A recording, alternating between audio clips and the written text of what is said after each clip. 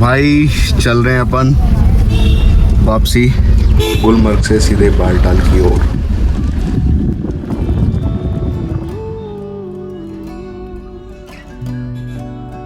ले 8% है सर, एक गाड़ी स्कॉर्पियो पीछे है और एक ये 8% सबका ये आईडी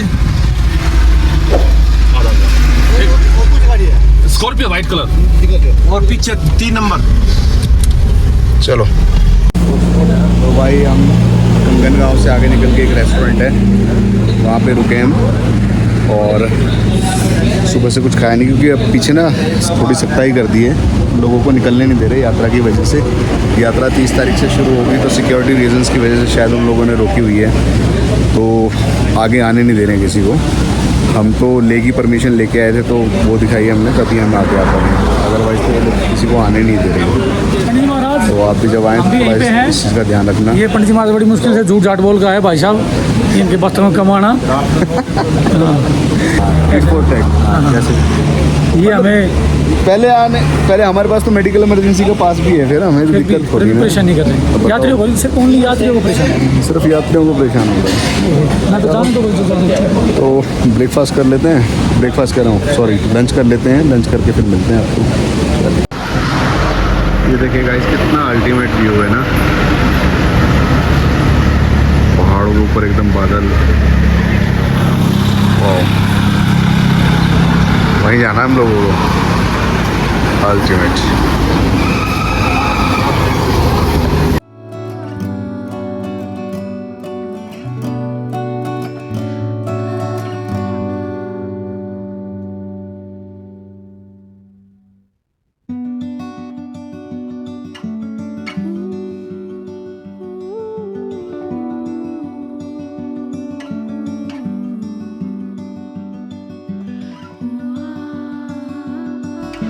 जैसे जैसे हम श्रीनगर से सोनमर्ग की ओर बढ़ते जा रहे थे, नज़ारे और भी खूबसूरत और मनमोहक होते जा रहे थे।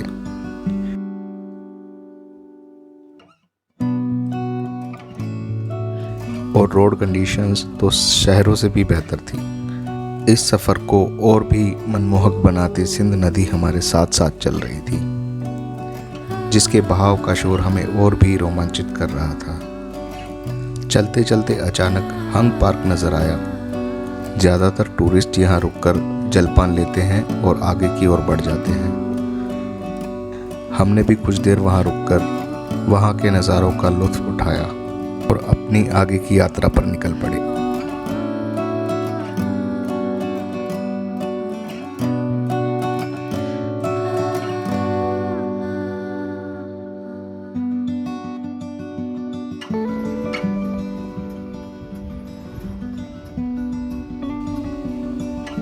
साल के इस मौसम में प्रकृति का सौंदर्य अपने पूरे चरम पर होता है और इसकी सुंदरता शब्दों में बयान नहीं की जा सकती। कल कल करती नदियाँ, नदियों का शोर,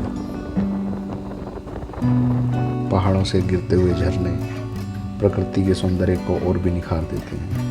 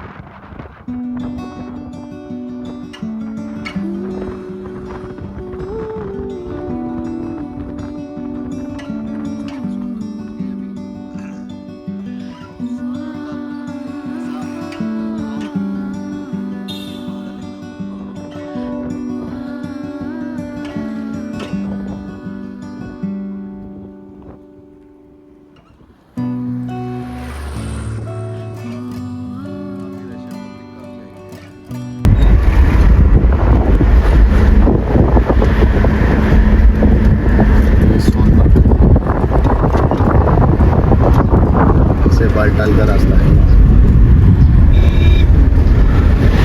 ले भी यही जाता है।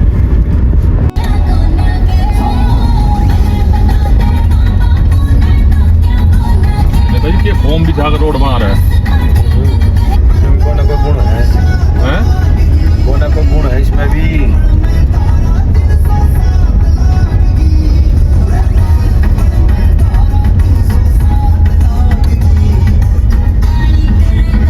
पानी नीचा ना सरका है, इससे में थोड़ा अरे नीचा तो अच्छा अच्छा हाँ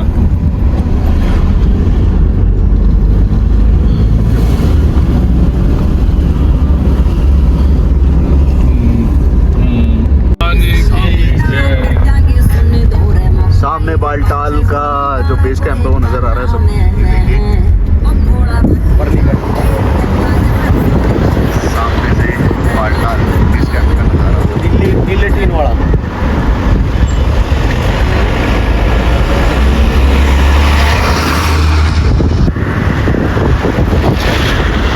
रोक ले फिर एक और लास्ट फाइनल पार्किंग एरिया बना ले। पार्किंग एरिया सारा नीचे।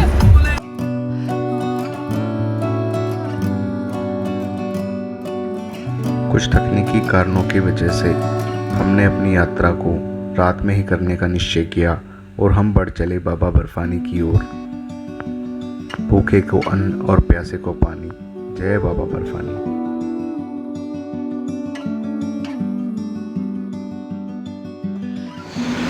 ये देखिए रात के टाइम पे कितना अच्छा काम मोदी सरकार के टाइम में अमरनाथ की यात्रा में भी लाइट का कितना अच्छा प्रबंध। ये देखिए दोनों तरफ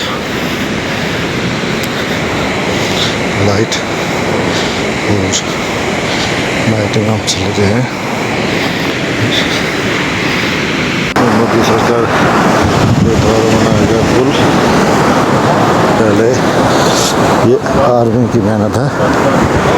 पहले लकड़ी का पुल होता था जिसमें बारिश के टाइम में भी बहुत ज़्यादा परेशानी ऊपर से टूटने का डर पुल का होता था। अब ये लोहे का स्ट्रक्चर बना दिया गया है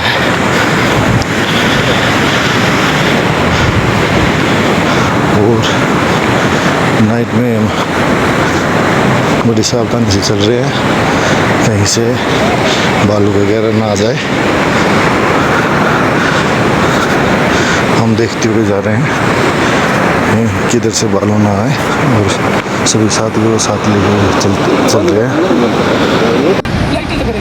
तो हमने अपनी यात्रा का शुभारंभ कर दिया हुआ है और काफ़ी नीचे से हम ऊपर आ गए, बरारी टॉप पहुंचने वाले हैं। ये लोहे का पुल है ना, सामने देख रहे होंगे आप। ये लोहे का पुल हमने पार कर लिया है और भाई ओनली सिर्फ भाई की वजह से हम पहुंच पाए हैं। भोलेनाथ की भाई ने बड़े एफर्ट्स किए हैं, ठीक है। तो चलते हैं, बाबा के दर्शन कराते हैं आपको जल्दी जल्दी। होप सो के सुबह होने से पहले पहले हम लोग पहुंच जाएं ऊपर। रात में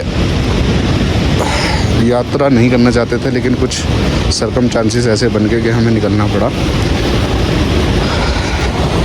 जय भोलेनाथ देवन भाई, जय भोलेनाथ मामा जी।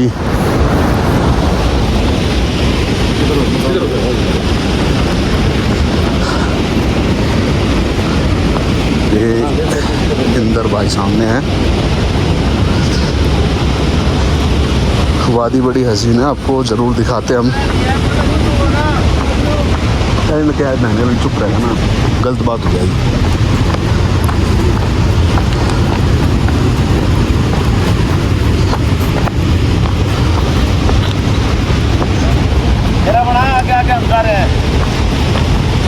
ये इंदर भाई नाइट में अभी सोलो ट्रैवलिंग हो रही है अमरनाथ यात्रा की। कुछ लोग आगे चले गए, कुछ लोग पीछे हैं, तो मैं अभी अकेले ही चल रहा हूँ।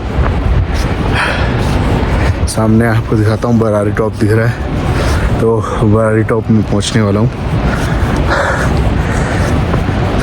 रात को ट्रैकिंग करने का फैसला हमने इसलिए किया क्योंकि दिन में ना भीड़ हो जाती है, फिर दूसरा खच्चर, पालकी, घोड़े, आने जाने वाले यात्री भी बहुत हो जाते हैं। तो मुझे लगा कि ये बेस्ट टाइम है